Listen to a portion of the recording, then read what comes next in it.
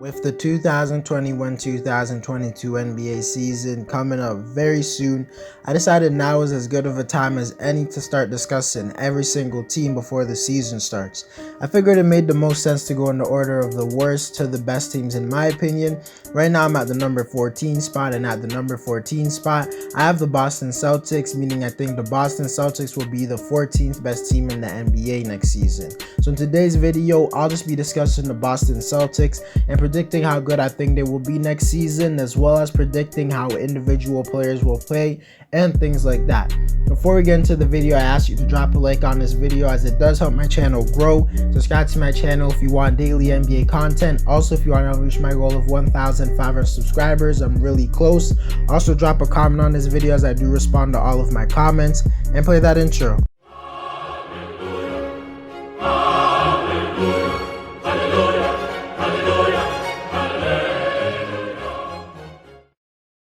But quickly before we get into the video, I gotta show you this really quickly. This is the new diversion water bottle. It's basically a water bottle where you can put stuff like your keys, wallet, and other kind of small items like in your water bottle that will make you lose it way less. And it will also just help you to not have your pockets full and things like that. Click the link in my bio if you're interested, and into the video. When it comes to the offensive side of the floor, I actually think the Celtics will be pretty solid on that side of the floor. I don't think they'll be a leader or anything like that, but I also do think they'll be not below average. This is a team that has plenty of guys who create their own shot. They also have a go-to scorer who's actually one of the elite ones in the league in Jason Tatum, who I'm honestly expecting to take that next step to becoming a legit superstar in the league. Because right now he's on a roster that isn't as good as his previous ones, and he's going to get a way bigger role this season. And I honestly think he's going to take a huge leap, because last year he averaged like 26 points, and honestly I'm expecting to average somewhere around 28 to 30 points per game, while significantly improving as a passer like he's been doing the last few seasons. I think Tatum, depending on how he does in the playoffs, can maybe solidify himself as a top 10 player in the NBA. And if the Celtics could get a top 5 seed, I mean probably not top 5 seed, but probably like a top 3 seed in the Eastern Conference, he probably will be an MVP talks. He's my dark horse MVP candidate for this upcoming season. Next, I want to talk about Jaylen Brown, who was definitely a guy who I thought was a bit slept on last season. He was literally a near 25 points per game scorer. He did it on tremendous efficiency. I truly think Jaylen Brown will be a top 15 player in the NBA in the next 3 years, and I think he'll just put up similar numbers to what he did last season, which was a near 25 points per game scorer on great efficiency. I think he can even get up to 26 or 27 points per game, but I do question if he could take that next step, just because he's not the number one option on his team. But regardless, I think we all know how good Jaylen Brown is. I'm expecting a pretty good season out of him. I just hope he can stay healthy. Next, I want to talk about Dennis Schroder, who missed out on $84 million this past offseason, and in return he only got a $5 million contract. He's definitely going to need a breakout season for his career. He's going to have to play great how he did back in OKC or Atlanta, and to be honest, I think there's a decent chance that he does that, because the Lakers were just not a good fit for him since he had to play off the ball a lot to LeBron James, and what the Lakers needed was a playmaking guard, and he simply wasn't good enough at that. Dennis, in my opinion, is just simply better as a backup point guard rather than a starting guard. When he's a backup point guard, he's actually one of the best in the NBA, maybe the best, but when he's a starting guard, I'd say he's a little bit below average. I don't know if he's going to start for this team. It's going to be him or Marcus Smart, but honestly I think he would be better coming off the bench, because that was when we saw him at his best. I also think Dennis will have a bounce back year, whether he starts or comes off the bench. I don't think he's going to do bad. I think he'll average somewhere around 15 to 17 points. Hopefully he can shoot 45% from the field and shoot decent enough from 3. I definitely think he's going to bring playmaking, floor spacing, and the ability to attack the rim. Obviously, we know they have Marcus Smart, who's one of the best defenders in the league. Lately, he's kind of slowed down as a defender, not giving full effort. But I think we all know he's going to be pretty good this season. Actually going to be pretty important for them, because he might be starting for them. This offseason, they traded for Al Horford, and he was in the Kemba Walker trade. And to be honest, I think it was an underratedly very good move. I think it's actually like the best move of the offseason for them, because he's exactly the type of center they need, which is a great defender, great floor spacer, and a center center who can pass the ball at an elite level for his position. To be honest, I think he's going to be their most important player, because if he plays really well, even somewhat close to what he did back when he was in Boston in 2017, 2018 times, I think that could really help this team out. And I actually think it's realistic that he could do that, because last year in OKC, he was pretty close to that level. You could just tell he wasn't giving full effort. Honestly, I think when we look back at this move, a year from now, it's going to be viewed as a very good move, period.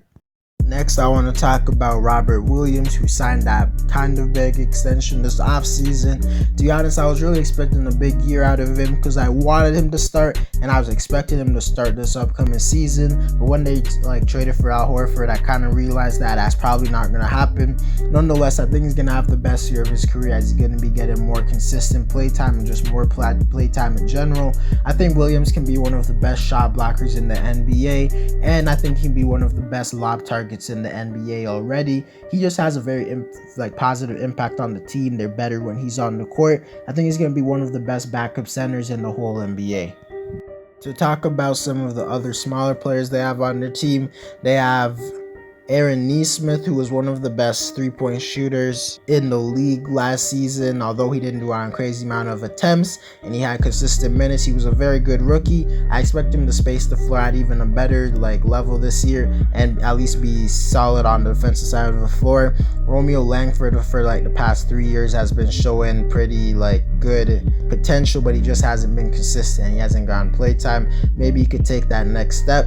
They traded for Josh Richardson, and he's been pretty bad the last 2 seasons, but you would hope he could get back to his Miami days where he was a 16-point scorer playing all-NBA level defense.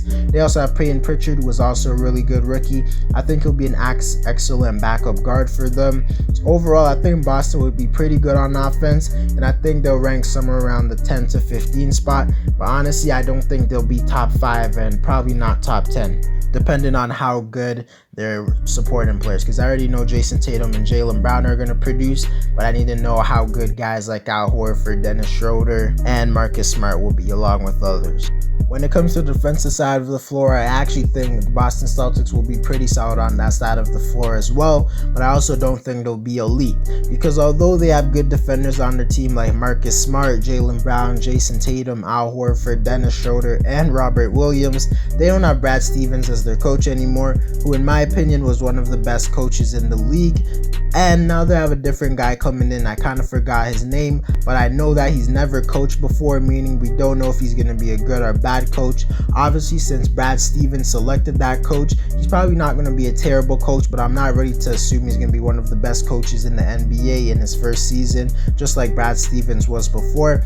And therefore, I'm not 100% confident in his defensive scheme, but I do think Boston will be an above average defense and rank somewhere around the 10 to 15 spot, maybe crack into that top 10, but I don't think they'll be top 5. But overall, this is a pretty talented defensive roster, and just in the past, Boston has been a really good defense, so I think they'll be pretty good on that side of the floor. They have several guys who can guard the perimeter, and their big men can guard the pick and roll, switch on the perimeter better than most, and they have a shot blocker in Robert Williams. I think Boston will be pretty solid on defense.